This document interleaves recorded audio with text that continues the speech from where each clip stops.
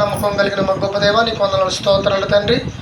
గడిచిన దినాలంతట్లోనైనా మమ్మల్ని క్షేమంగా కాపాడారు. ఈ రాత్రికాల సమయంలో నీ పిల్లలతో కలిసి నీ వాక్యాన్ని పంచుకునే భాగ్యాన్ని ప్రసాదించిన నీకు వందనాలు, స్తోత్రాలు తండ్రి. ఇదిగైనా మరి బైబిల్ అనే గ్రంథంలోకి వెళ్తుండగా సమయోచితమైన జ్ఞానాన్ని దయచేయండి. వింటున్న నీ పిల్లలు వారి యొక్క మనోన్నతను వెలిగించమని ప్రభువైన యేసుక్రీస్తు నామమున తండ్రి, ఆమేన్. కూడి వచ్చిన మీ అందరికీ ప్రభువైన యేసుక్రీస్తు నామములో వందనాలు, శుభములు తెలియజేస్తున్నాను. ప్రియమైన దేవుని వలన ఈరోజు ఒక మంచి అంశాన్ని మనం ధ్యానించుకోబోతున్నాము. జాగ్రత్తగా శ్రద్ధగా వినవలసిందిగా కోరుతున్నాను. మనిషి తలరాత దేవుని చేతిలో ఉన్నదా అనే పాఠాన్ని మనం ధ్యానించుకోబోతున్నాము. ఏ పాఠము? మనిషి తలరాత దేవుని చేతిలో ఉందా.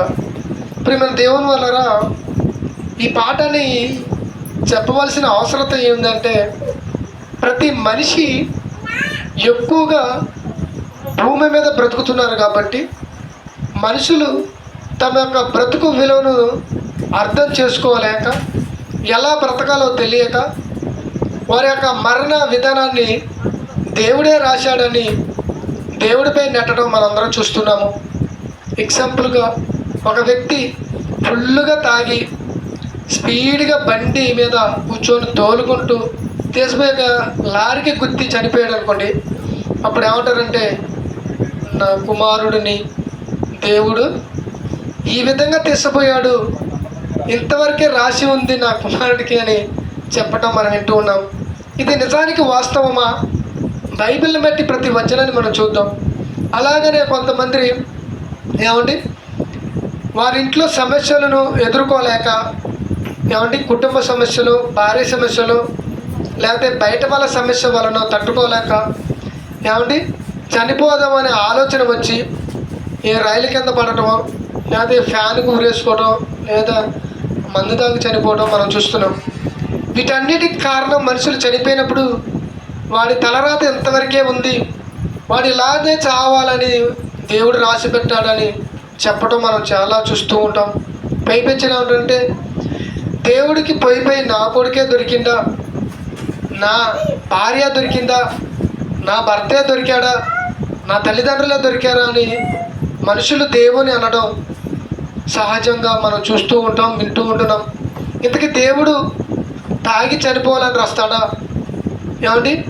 లేకపోతే స్పీడ్గా డ్రైవింగ్ చేసుకొని పోయి ఏమండి ఓ బస్సుకో ఆటోకో గుద్ది చనిపోవాలని దేవుడు ఏమైనా రాశాడా? లేకపోతే ఏమండి ఆత్మహత్య అని చెబుతున్నారు కదా మనుషులు, అలా మందు తాగో ఉరి పెట్టుకోను, లేకపోతే బిల్డింగ్ నుంచి దూకి చచ్చిపోవటమో, దేవుడు ఇలాంటి తలరాతను మనిషికి రాసి ఏమైనా పెడుతున్నాడా? ఏమండి దేవుడికి ఇదేమైనా సంతోషమా అంటే, బైబిల్ బట్టి మనం ఆలోచిస్తే దేవుడు ఒకటి అనుకున్నాడు. ఒకసారి చూద్దాం. ఆదికాండము 1వ అధ్యాయము 27వ వచనంలో, ఆదికాండము 1వ అధ్యాయం 27వ వచనంలో చూడండి, దేవుడు ఉద్దేశాన్ని చెప్తున్నాడు ఇక్కడ. దేవుడు తన స్వరూపమందు నరుని సృజించును, దేవుని స్వరూపమందు వారిని సృజించును, స్త్రీని గాను పురుషుని గాను వారిని సృజించాడు. దేవుడు ఎలాంటి పోలిక కావాలనుకున్నాడు? తన పోలిక తన స్వరూపములో చేసుకున్నాడు. అలాంటి పోలికలు చేసుకున్న దేవుడు ఇలా మందు దాగి చచ్చిపోవాలనుకుంటాడా? ఉరేసుకొని చావాలనుకుంటాడా? ఆత్మహత్య చేసుకొని చనిపోవాలనుకుంటాడా? ఏమండి తాగి కిడ్నీలు పాడు చేసుకొని చచ్చిపోవాలని అనుకుంటాడా దేవుడు? కాదు కదండి. దేవుడు నా పోలిక నీకు ఇచ్చాను, నా స్వరూపం నీలో పెట్టాను, నాలాంటి బ్రతుకును బ్రతకాలని దేవుడు అనుకుంటే మనిషి దేవుడి గురించి ఆలోచించడం పక్కన పెట్టాడు. ఎప్పుడైతే మనిషి ఆదాము తినవద్దన్న పండు తిని తప్పు చేసి దేవునికి వ్యతిరేకంగా మారిపోయాడో, అప్పటి నుంచి మనుషులు దేవుని గురించి ఆలోచనే మర్చిపోయారు. ఇక వాళ్ళకి ఇష్టం వచ్చినట్టు బ్రతుకడం స్టార్ట్ చేశారు. ఇలా కుటుంబంలో ఎన్నో సమస్యలు, ఇబ్బందులు, కష్టాలు ఏమంటే ఉండటం వల్ల మనుషులు మందుకు అలవాటు పడ్డారు, చాలామంది డ్రగ్స్కి అలవాటు పడ్డారు, ఏమంటే ఖైనీలకు అలవాటు పడ్డారు, పానుపకాలకు అలవాటు పడ్డవాళ్ళు, ఇలా ప్రతి దానికి అలవాటు పడి మనిషి ఎలా చనిపోవాలో అర్థం కాకుండా సగంలోనే చనిపోతున్న వాళ్ళు మనకి బైబిల్లో కనపడుతూ ఉంటారు. ఏమండి బైబిల్ గ్రంథాన్ని బట్టి మనకి భూమి మీద కనపడుతూ ఉంటారు. కాబట్టి ప్రియమైన దేవునిలో మనం చూద్దాం ఒకసారి.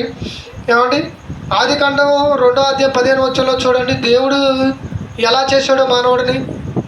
ఆదికాండం 2:15 మరియు మరియు దేవుడైన యెహోవా దేవుడైన యెహోవా నరుని తీసుకొని ఏదెను తోటలో సేదపరచుటకును సేద్యపరచుటకు దాని కాచుటకును దాని కాచుటకు దానిలో ఉంచెను. దానిలో ఉంచెను.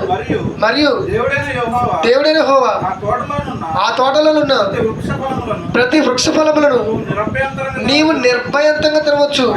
అయితే మంచిని చెడ్డను వృక్ష ఫలములను వాటిని తినడం వల్ల నువ్వు దినమున నిశ్చయంగా చనిపోతావు అండు. అంటే నీకు బ్రతికే ఆ ఆయుష్కాలం ఏదైతుందో అది కోల్పోతావు అంటున్నాడు దేవుడు. అంటే దేవుడు కొన్ని ఫలాలు పెట్టి ఆ ఫలాల మధ్యలో ఆదామును అవ్వను ఉంచాడు. అయితే నాయన నువ్వు ఈ పండు మాత్రం తినమాకే, మిగతా అన్నీ తిను. అది తిన్నామంటే నీకు మరణం అనేది ప్రారంభించబడింది. నువ్వు కష్టపడాల్సిన టైం వస్తుంటుంది, దున్నుకోవాల్సిన టైం వస్తుంటుంది. ఏమంటే పొలానికి వెళ్ళి పొలాన్ని దున్నుకొని పంట వేసి అది చేతికి వచ్చేంత వరకు కూడా రైతులు ఎంతగా కష్టపడుతున్నారండి. నిజంగా ఈరోజు రైతుల విషయం గురించి ఆలోచిస్తే ఏమండి ప్రతి చిన్న దోమ పొలం మీద వాలినా కానీ దానికి మందు కొట్టాలా, లేకపోతే అది చేతికి రాని పరిస్థితి. ఏమండి యూరియా వేసుకోవాలా, ఏమండి కలుపు మందులు, అన్ని రకాలైన మందులు పొలానికి వాడితే కానీ అది చేతికి రాని పరిస్థితి. కానీ ఆ రోజు ఆదాం గారు దున్నాల్సిన పొలం లేదు, ఏమండి మందు కొట్టాల్సిన పని లేదు, ఏమంటే కష్టపడాల్సిన పని లేదు, నీళ్లు పెట్టాల్సిన పని కూడా పెద్దగా లేదండి. కానీ అలాంటి పరిస్థితిని మానవుడు ఆనాడు చెడగొట్టుకున్నాడు. ఏమండి తన చేతులారా తానే పాడు చేసుకున్నాడు. అందుకని ఈరోజు మనిషి ఏమండి కష్టపడాల్సిన పరిస్థితి వచ్చింది. కుటుంబంలో ఏమండి ఎన్నో రోగాలు బారిన పడటం వలన, కుటుంబంలో సరిగా మానసికంగా కానీ ఆరోగ్యంగా కానీ పాడు కావటం, మనిషి ఒత్తిడికి లోను కావటం వలన ఎన్నో కష్టాలు తెచ్చుకొని అన్నిటికీ అలవాటు పడ్డాడు. వీటన్నిటికీ దేవుడి కారణం చేస్తున్నాడు. ఏమంటే నిజంగా తాగి చనిపోవని దేవుడు రాస్తే బైబిల్ గ్రంథంలో ఏముందో కూడా మనం చూద్దాం ఒకసారి. దేవుడు ఏమని రాసుకున్నాడు ఒకసారి ఎఫెసీయులకు రాసిన పత్రిక 2:10 చూడండి. దేవుడు ఏమని రాసుకున్నాడు ఒకసారి 2:10 ఎఫెసీయులకు రాసిన పత్రిక 2:10 చూడండి ఒకసారి.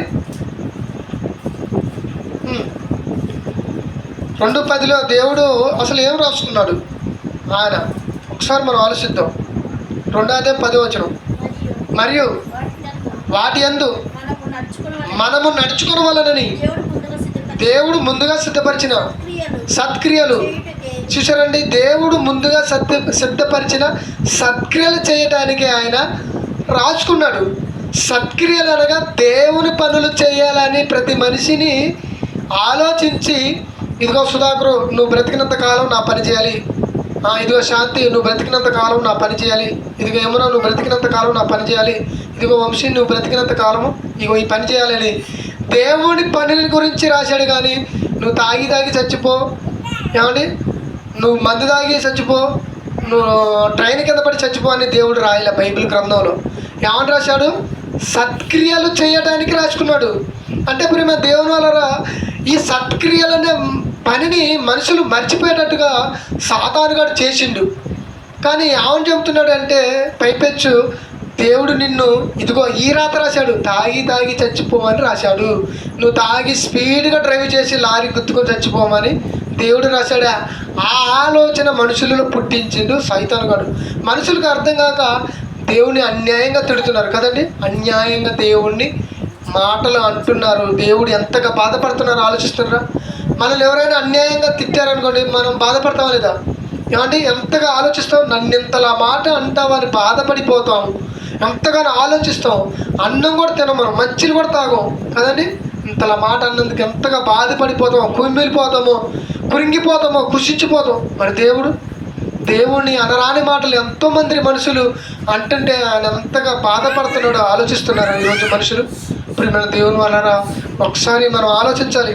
ఏమంటే చూడండి, దేవుడు ఇంకేమైనా రాసుకున్నాడు? ఎఫెసీయులకు రాసిన పత్రిక 1:4 ఏమండి 4 ఎఫెసీయులకు రాసిన పత్రిక 1:4 ఎట్లా అనగా తాను ప్రియనందు తాను ఉచితముగా మనకు అనుగ్రహించిన తన కృపా మహిమకు కీర్తి కలగాలని తన చిత్త ప్రకారమైన దయా సంకల్పం చొప్పున యేసుక్రీస్తు ద్వారా యేసుక్రీస్తు ద్వారా కుమారుడు తానుకు కుమారుగా కలుచుటకై స్వీకరించుటకై మనలను ముందుగా తన కోసము నిర్ణయించుకొని మనము తన ఎదుట పరిశుద్ధులుగాను నిర్దోషులుగాను ఉండాలని జగత్ పునాది ముందే ప్రేమ చేత మనం క్రీస్తులో ఏర్పాటు చేసుకున్నాడు. అంటే మనం ఎలా బ్రతకాలనుకున్నాడు భూమి మీద ఆయన రాసుకున్నాడు, ఆయన ఆలోచించాడు. అంటే మనమంతా భూమి మీద పరిశుద్ధులుగాను నిర్దోషులుగాను నిష్కలంకంగా బ్రతకాలనుకున్నాయి, కానీ తాగి బ్రతకాలనుకోలేదు, తిరిగి బ్రతకాలనుకోలేదు. ఏమంటే అర్ధాంతరంగా ప్రాణాన్ని పోగొట్టుకోవాలనుకొని దేవుడు రాయలేదు. ఏమంటే చాలామంది చూడండి, మందు తాగి ఈ లోపల ఉన్న అవయవాలన్నీ చెడగొట్టుకుంటున్నారు. మరి అవి చెడిపోవడం వలన మనిషి ఏమైపోతున్నాడు? మధ్యలోనే చనిపోతున్నాడు. ఏమంటే పెళ్ళైన ఒక 10 సంవత్సరాలకి చనిపోయిన వాళ్ళు చాలామంది ఉన్నారు, 5 సంవత్సరాలకి చనిపోయిన వాళ్ళు ఉన్నారు. మరి ఆ భార్య పిల్లల పరిస్థితి ఏం కాదు చెప్పండి? ఏమండి ఇప్పుడు దేవుడు ఏమైనా తాగి చనిపోవన్నాడు అనుకోండి. చూడండి ఇక్కడ ఏమో చదువుతున్నాడు సామెతల గ్రంథం 23:29లో. ఒకవేళ దేవుడు తాగి చనిపోవాలని రాస్తే దేవుడు ఇక్కడ ఏమని రాస్తున్నాడు? ఈ మాట మరి కరెక్టా తప్ప అనేది మనం ఆలోచించాలి. సామెతల గ్రంథము 23:29 నుంచి చూద్దాం. జాగ్రత్తగా చదవండి, అర్థవంతంగా మరి మనకు అర్థమయ్యేట్టుగా చదువుకుందాం. 23:29 వచ్చిన ఎవరికి శ్రమ, ఎవరికి దుఃఖము, ఎవరికి జగడములు, ఎవరికి చింత. ఆగండి, ఇక్కడ ఏమండి ఇక్కడ ఏమంటున్నాడు సొలొమోను గారు అంటే ఎవరికి శ్రమలు ఎవరికి వస్తాయి? ఏమండి దుఃఖం ఎవరికి వస్తుంది? ఇంకేమంటున్నాడు? జగడములు గొడవలు ఎవరికి వస్తాయి? ఏమండి ఊక గొడవలు పెట్టుకునే దేవుడు అంటే తాగిన వ్యక్తే. తాగిన కానించి మనిషికి మైండ్ పనిచేయదు. ఆ మత్తులో ఏం మాట్లాడుతో తెలియక కుటుంబంలో కలహాలు ఎక్కువగా ఎందుకు వస్తున్నాయి, ఎందుకు ఎడాకులు దాకపోతున్నారంటే తాగిన మైకములో తల్లైంది చెల్లైంది అర్థం కాక గొడవలు పెట్టుకొని ఏమంటే ఇంట్లో ఇష్టం వచ్చినట్టుగా పోట్లాటాలు జరుపుకొని ఏమంటే చివరికి ఇడాకులు దాకపోతున్నారు. అదే చెబుతున్నాడు సొలొమోను గారు. ఏమంటున్నాడు? మళ్ళీ మొదటి నుంచి చదువుదాం. ఎవరికి శ్రమ, ఎవరికి దుఃఖము, ఎవరికి జగడములు, ఎవరికి చింత, ఎవరికి హేతువు లేని గాయాలు, ఎవరికి మందదృష్టి, ద్రాక్ష రసముతో పొద్దు పుచ్చుకునే వారికే కదా. ఏమండి ద్రాక్ష రసంతోనంట వారి యొక్క జీవితాన్ని పొద్దుపుచ్చుకుంటారంట. ఏమండి నాకు ఈరోజు ఏం పొద్దుపోవట్లేదు కాబట్టి ఒక నైట్ వేసుకుని వస్తే పోయిందిగా, పొద్దుపోయింది అని ఆలోచించుకుంటారు సార్. అలాంటి వారి ఇంట్లోనే శ్రమలు, అలాంటి వారి ఇంట్లోనే గొడవలు, అలాంటి వాళ్ళకే మందదృష్టి, అలాంటి వారికే దుఃఖము. అవునా కదండి? ఫుల్లుగా తాగొత్తడు. ఏమంటే ఇంట్లోకి వచ్చిన తర్వాతకి భార్యని బాధ పెట్టి ఆమె ఆడవ, ఈయన బాధపడ, పిల్లలు బాధపడ, ఏమండి కొనుక్కోవడానికి ఇంట్లో డబ్బులు సరిగా ఉండవు, ఏమండి పిల్లలకి సరి అయిన వసతి లేక, ఏమండి వారికి సరి అయిన బట్టలు ఉండవు ఒంటి మీద. అవునా కదా? వీటన్నిటిని బట్టి దుఃఖం కలుగుతుందా లేదా? ఏమండి ఆ మందు తాగడం వల్లనే గొడవలే కదా. భార్య చిన్న మాట ఏమండి ఎందుకు ఈరోజు ఇంతగా తాగొచ్చారని అనుకోండి, ఇక నోటికి వచ్చిందే బూతులు. అవునా కదా? ఏమే నువ్వు నాకు చెప్పేదానివా అది ఇది అని బూతులు ఆడుతూ ఏమంటే తిట్టడం స్టార్ట్ చేస్తాడు. తిట్టుకోవడం, ఇద్దరు కలిసి కొట్టుకోవడం కాడికి వస్తుంది. ఏమండి భార్యని భర్త ఇష్టం వచ్చినట్టుగా కొడుతూ ఉంటాడు. ఏమండి ఇలా కొట్టినప్పుడు భార్య అలిగి అత్తగారింటికి పోద్ది, అమ్మగారింటికి పోద్ది. ఇలా జరుగుతుంది అంటే ఇప్పుడు మన దేవుని ముందుగా చెప్పాడా కదా దేవుడు. చూడండి మనుషులకి ఎలా అనిపిస్తుందో ఆ మందు కిందకి పోయేసరికి 30 కింద నుంచి 30 వచ్చిన ద్రాక్షరసంతో పుచ్చు వారికే కదా కలిపిన ద్రాక్షరసము, ద్రాక్షరసంతో రుచి చూడగా చేరు వారికే కదంట. అంటే కలిపింది చూసేసారు వాళ్ళకి రుచిగా అనిపిస్తుందంట మందు. ఏమండి మందు గిలాసులో పోసిన తర్వాతకి అటుగా ఒక వ్యక్తి వరకు పోతున్నాడు అనుకో, దాన్ని చూడాలి అనిపిస్తుంది, తాగాలనిపిస్తుంది. తాగిన తర్వాతకి ఏం జరిగిందో చెబుతున్నాడు దేవుడు. చదువు 31 ద్రాక్షరసము మిక్కిలి ఎర్రబడను, గిన్నెల తలతలాడుచును, త్రాగుటకు రుచిగాను, దాని వైపు చూడకము, పిమ్మట అది సర్పం వలె అది సర్పం వలె కరిచిద్ది, కట్లపాము వలె కాటు వేసిద్దంట. చూసారండి, అది కట్లపాము ఎలాగైతే కాటేస్తుందో అది తాగితే నిన్ను అట్ట కాటేసింది అంటే నువ్వు చచ్చిపోతావు. అంటే ఇక్కడ దేవుడు తాగొద్దని చెబుతున్నాడు, కానీ వీళ్ళు అంటారు తాగి తాగి చచ్చిపోయినాయా ఈ రాత రాసింది దేవుడు అంటున్నారు. అంటే ఇప్పుడు మీరు దేవుని వల్ల దేవుడు తాగవద్దు, దాన్ని తాగితే నిన్ను అది కాటేస్తుంది, ఏమేమో దాన్ని కాటేస్తున్నావు, దాన్ని తాగుతున్నావు, దాన్ని మింగుతున్నావు. ఆ తర్వాత అదేం చేస్తుంది మనిషిని, అది మింగుతుంది. అవునా కదండి? ఇప్పుడు రోజు తాగి వస్తున్నాడు అనుకోండి, లాస్ట్కి ఏమైపోయింది, ఈ లోపల ఉన్న అవయవాలన్నీ తినేస్తుంది. తినేసిన తర్వాత అది ఏం చేస్తుంది, మనిషిని మరణంతో మింగేస్తుంది. అంటే ఇప్పుడు మేము దేవుని వల్ల అది ఒక కట్ల పాముతో సమానం అంటున్నాడు ఆ మందుని. అంటే ఇప్పుడు మేము దేవుని వల్ల మందు తాగటం వలన ప్రమాదం మనిషికి, కాబట్టి దాని జోలికి పోమొద్దని దేవుడు చెబుతుంటే వీళ్ళు మనుషులు ఏమండి, ఏంది నాయన నువ్వు తాగొచ్చామని అంటే, నేను రేయి మొగులు కష్టపడ్డాను, మరి ఎంతో శ్రమ పడ్డాను, ఒళ్ళు నొప్పులు తట్టుకోలేక తాగొచ్చాను అంటాడు. ఏమంటే ఒళ్ళు నొప్పులు తట్టుకోలేక నువ్వు తాగొస్తే ఏమంటే దానివల్ల ప్రమాదం అని చెబుతుంటే వీళ్ళేమంటున్నారు, ఏమంటే చనిపోయిన వ్యక్తిని పట్టుకొని దేవుడు ఇలా తాగేలాగా రాత రాశాడండి, వాడు రాత ఎంతవరకే ఉంది, ఏం చేద్దాం అని దేవుడి పైన నెడుతున్నారు. అవునండి, ఇక్కడ దేవుడు అంటున్నాడు అది తాగడం వల్ల ఏం జరిగింది అంటున్నాడు, కట్ల పాము వల్ల అది కాటైన అంటున్నాడు. చివరికి అంటున్నాడు 33, విపరీతమైనవి నీ కన్నులకు కనబడును, నువ్వు ఎర్రి మాటలు పలుకుతావు, నువ్వు నడి సముద్రం పండుకొని వాళ్ళే ఉండువు. ఏమంటే బాగా తాగొచ్చి రోడ్డు మీద పడుకుంటే ఎట్లా తెలుసా, కాలంలో పడుకుని మురికాలలో సముద్రంలాగా పడితేంట, బీచ్లో పడుకున్నట్టు కనపడిద్దంట. చూసారండి, అంటే ఫుల్లుగా తాగొచ్చి ఆ సైడ్ కాలంలో పడ్డాడు అనుకోండి, ఆ కాలువానికి సముద్రంలాగా కనపడుతుందంట. ఇప్పుడు మన దేవుని వల్ల ఆలోచించండి. ఏమంటుంటే ఇక్కడ మళ్ళీ చదువు 33వ వచనంలో, విపరీతమైన నీ కన్నులకు కనబడును. వెర్రి మాటలు అంటే ఎవడు తాగి వచ్చిన కానీ సణుగుతూ ఉంటారు కదండి, నోట్లో తిట్టుకుంటూ ఉంటారు. ఏం మాట్లాడుతారో వాడికి తప్ప ఎవడికి అర్థం కాదు, ఏదేదో వాగుతూనే ఉంటాడు. ఏమంటే లొట్ట పెట్టగా వెనక అరిచినట్టుగా వాగుతారు. అదే చదువుతుంది. అంటే దేవుడు ఉన్నట్టు చదువుతున్నాడా లేదా, అంటే తాగని చదువుతున్నాడు వద్దని చదువుతున్నాడా, తాగటం వల్ల ఏం జరుగుతుందో చెబుతున్నాడు దేవుడు. ఏమన్నాడు, నడు సముద్రంలో పడుకున్న వాడి వల్లే ఉండేదేవు, ఓడకోయి చివరను పండుకొన వలె ఉందువు, నన్ను కొట్టినాను నాకు నొప్పి కలుగు. చూసారండి, తాగిన చెంప మీద పెట్టి కొట్టిన అనుకోండి నొప్పి ఉండదు. ఎందుకు, మత్తులో ఉండడుగా అర్థం కాదు, తర్వాతకి తీరుకున్న తర్వాతకి ఆ నొప్పి అనేది అర్థమైంది. అబ్బా నన్ను ఎవడు కొట్టిందా అని అప్పుడు అడుగుతారు, నన్ను ఎవరు కొట్టిందమ్మా అని వచ్చి అడుగుతారు. అంటే ఎవరు కొట్టింది కూడా సోయి ఉండదు, ఎవరు తిట్టింది సోయి ఉండదు. ఆ తాగిన మత్తులో ఏం మాట్లాడతాడో తెలియదు. అందుకని చూడండి, తాగితే అన్ని నిజాలు వస్తాయంట.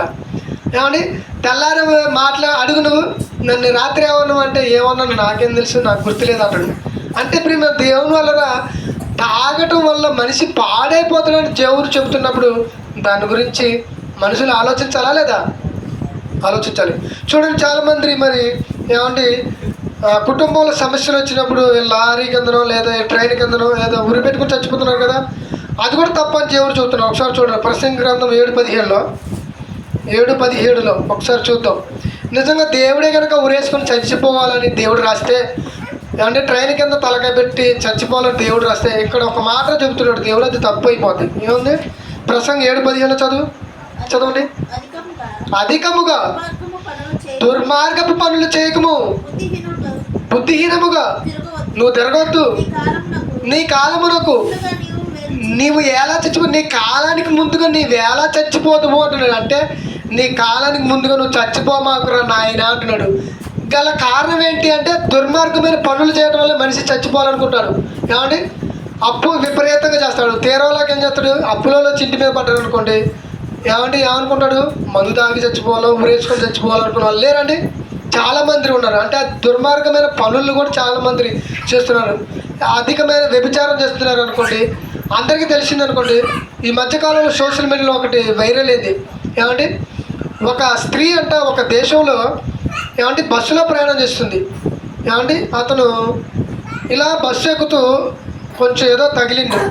ఆ వీడియో తీసి సోషల్ మీడియాలో వైరల్గా మారిపోయేసరికి అతను పరువుకు తట్టుకోలేక చచ్చిపోయాడు.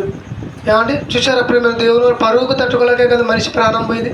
అంటే అనేకమైన దుర్మార్గ పనులు మనుషులు చేస్తున్నారు. అది కూడా ఒక దుర్మార్గమైన పనే. ఆయన ఏదో చూడక తగిలేందుకు ఏమేం చేసిందంటే వ్యూస్ కోసమో లేదా తనని ఏదో గొప్ప చేసుకోవడం కోసం దేనికోసం చేసిందో కానీ వీడియో తీసి పెట్టేసరికి అది వైరల్ అయిపోయింది. పరుగు తట్టుకోలేక మనిషి చనిపోయాడు.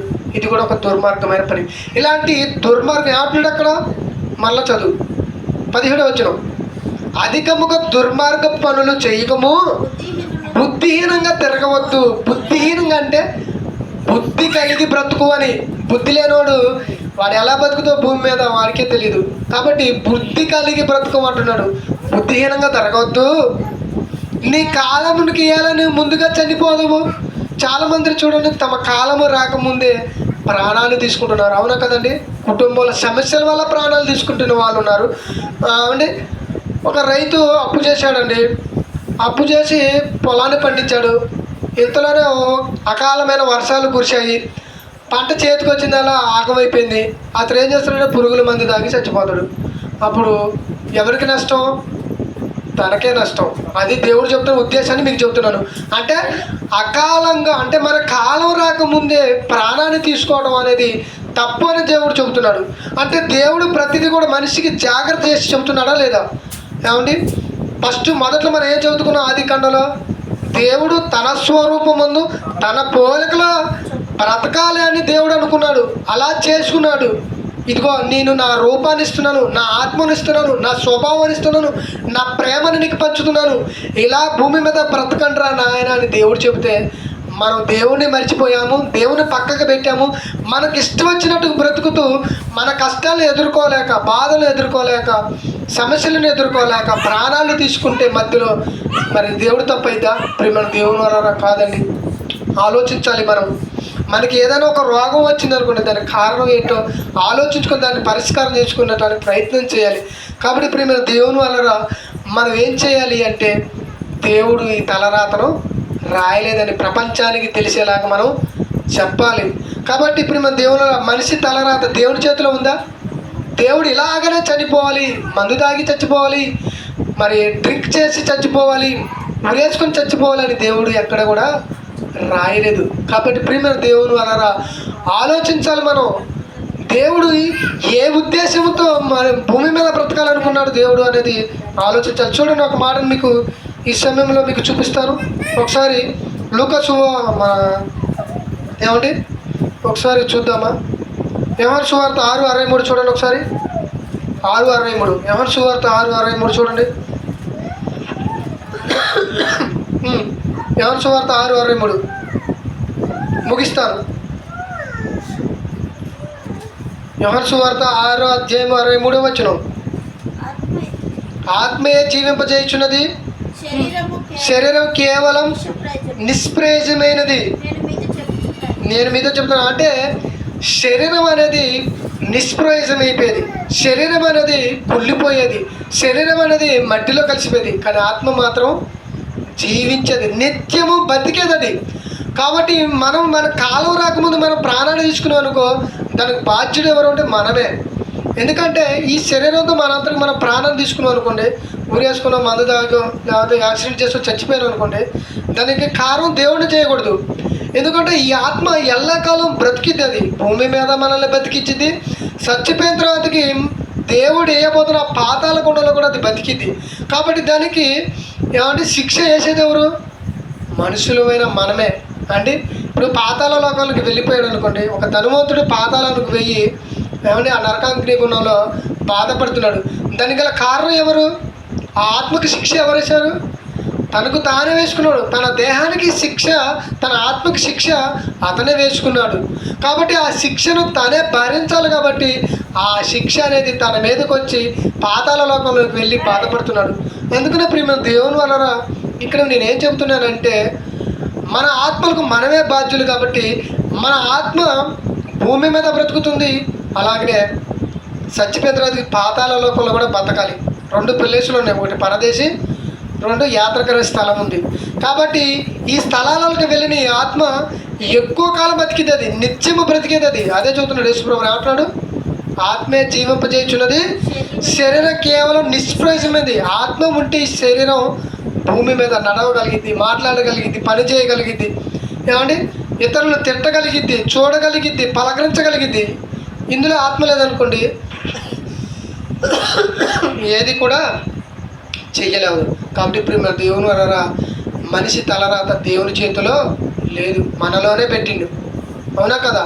ఏమండి ఒకసారి చూడండి, ఒక మాటను మీకు చూపించి సమయం ముగిస్తాను. అపోస్తలుడైన పౌలు గారు ఏమంటారు, ఒక్కసారి ఈ మాట చూసి ముగించుకుందాం. కొరింథీయులకు రాసిన మొదటి పత్రిక 10వ అధ్యాయం 23వ వచనం. మొదటి కొరింథీ పత్రిక 10:23. అపోస్తలుడైన పౌలు గారు ఏమంటారు ఇక్కడ చూడండి. ఏమండి దేవుడు మనకి అన్ని అధికారం ఇచ్చిండు. ఇక్కడ అదే అంటున్నారు పౌలు గారు, చదవు. అన్ని విషయములందు నాకు స్వాతంత్రం కలదు, కానీ అన్ని చేయదగినవి కావు. అన్నిటి యందు నాకు స్వాతంత్రం కలదు, కానీ అన్ని క్షేమకరమే కాదు. ఏమంటే మందు తాగే స్వాతంత్రం నాకుంది, బంద్ చేసే అవకాశం నాకుంది. అవును కదండి? ప్రాణం తీసే హక్కు నాకుంది, దాన్ని కాపాడుకునే హక్కు నాకుంది. అంటే హత్య చేసే అవకాశం నాకే ఉంది, దాన్ని మానుకునే అవకాశం నాకే ఉంది. వ్యభిచారం చేయకుండా ఉండొచ్చు, చేసే అవకాశం. అంటే అన్నిటిని దేవుడు మనిషికి స్వేచ్ఛ ఇచ్చిండు. దీని విషయాన్ని మీకు అర్థం కావాలి ఏంటంటే, స్వేచ్ఛ ఇచ్చిండు. నువ్వు ఎలా బ్రతుకుతావు అది నీ ఇష్టం. ఏమంటే నీతిగా బ్రతుకుతావా, నా రాజ్యానికి ఇస్తాను నీకు. నీ ఇష్టం వచ్చినట్టుగా బతుకుతూ మందు దాగి చచ్చిపోయి మధ్యలో ప్రాణం పోగొట్టుకున్నది నా సంబంధం లేదు అంటున్నాడు. అంటే ఇక్కడ పౌలు గారి ఉద్దేశం ఏంటంటే, అన్నీ చేసే స్వాతంత్రం నాకుంది, కానీ అన్నీ నేను చెయ్యను అంటున్నాడు. అంటే ఇప్పుడు మేము దేవుని వల్ల మనం మందు దాకుండా బ్రతకాలంటే భూమి మీద మనుషులు ఎక్కడికి రావాలి? దేవుని సన్నిధానికి వచ్చి దేవుడి మాటలు వింటే మద్యం జోలికి పోరు, వ్యభిచారం జోలికి పోరు, దొంగతనం పోరు, నరహత్యక పోరు. దేవుని సన్నిధానం ఉన్నట్టు అన్ని కంట్రోల్ అవుతాయి. దేవుడు మాటలు లేకపోతే కంట్రోల్ తప్పిపోయింది. ఒక ట్రైన్ చూడండి, మనిషి కంట్రోల్లోనే ఉంటుంది. అది ఎవరండి? మనిషి లేకపోతే కంట్రోల్. ఒక్కోసారి మనిషి తోలుతుంటే కంట్రోల్ తప్పి పడిపోతున్నాయి. ఒక విమానం కూడా చూడండి, మనిషి ఉంటే కంట్రోల్తో అది విమానం పనిచేస్తుంది. కంట్రోల్ తప్పిద్ది. ఒకసారి మనిషి ఉన్నా కంట్రోల్ తప్పుతుంది. అలాగనే వాక్యం ఉంటే మనిషి కంట్రోల్ ఉంటాడు, వాక్యం లేకపోతే కంట్రోల్ తప్పు. కాబట్టి ఇప్పుడు మన దేవుని వలన మనిషి తలరాత దేవుని చేతిలో లేదన్న విషయాన్ని గమనించి ఈ నా మాటలు ముగిస్తున్నాను. కలుసుకుని ప్రార్థన చేసుకుందాం. ప్రేమ నమ్మకం కలిగిన మా గొప్ప దేవా, నీకు వందనాలు స్తోత్రాలు తండ్రి. గడిచిన దినాలంతట్లోనైనా మమ్మల్ని క్షేమంగా కాపాడారు. ఇదిగోనైనా ఈ బైబిల్ తరగతిలో నీ పిల్లలు కొన్ని మాటలు తెలియజేశాను. విన్న మాటలు మర్చిపోకుండా తమ హృదయాలు ఫలించని. ఎవరైతే ఈ పిల్లలు నా తండ్రి భూమి మీద బ్రతుకున్న ప్రతి మనిషి అర్థాంతరంగా తమ ప్రాణాలను పోగొట్టుకుంటూ మరి మనిషి తలరాత అనేది ఇంతవరకే దేవుడే రాసి పెట్టాడు అనుకుంటున్నారు. ఈ మాటల ద్వారా మీరు రాయలేదన్న విషయాన్ని నీ పిల్లలు గ్రహించినట్లు జ్ఞాపకం చేసుకోమని ప్రభు యేసుక్రీస్తు ప్రార్థనకు సమర్పించుకున్నాం తండ్రి. ఆమేన్.